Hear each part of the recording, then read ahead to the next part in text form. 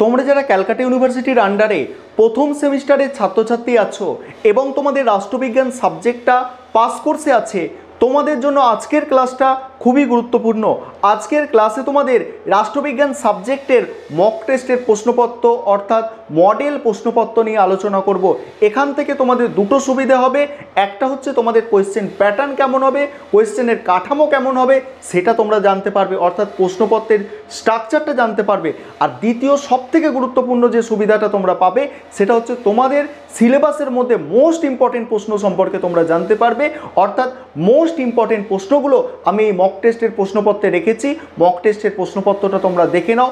Question pattern তোমরা জানো, question pattern হচ্ছে কি 15 নম্বরের প্রশ্ন থাকছে তোমাদের 4টে, অর্থাৎ 4 15 60, মডিউল 1 থেকে দুটো, মডিউল 2 থেকে দুটো, এবং তোমাদের 5 নম্বরের প্রশ্ন তোমাদের থাকছে কটা, 3টে, 3 5 15, অর্থাৎ তোমাদের 75 মার্কসের পরীক্ষা, অর্থাৎ 75 নম্বরের পরীক্ষা।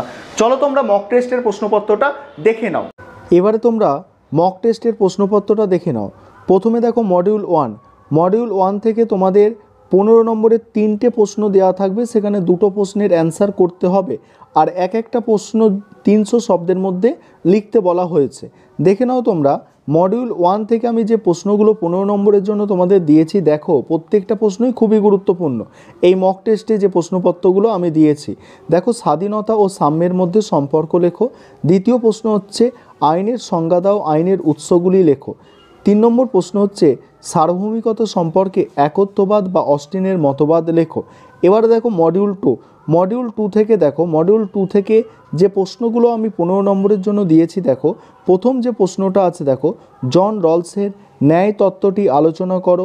তারপরে আছে ডেভিড হেল্ডের গণতন্ত্রের মডেলগুলি আলোচনা করো। তারপরে আছে নাগরিকতার সংজ্ঞা দাও ও নাগরিকতা অর্জনের উপায়গুলি লেখো। তারপরে দেখো মডিউল দেখো 1 এবং 2 মিলিয়ে তোমাদের 5 নম্বরের প্রশ্ন পরীক্ষায় কটা লিখতে হবে, 3টে লিখতে হবে।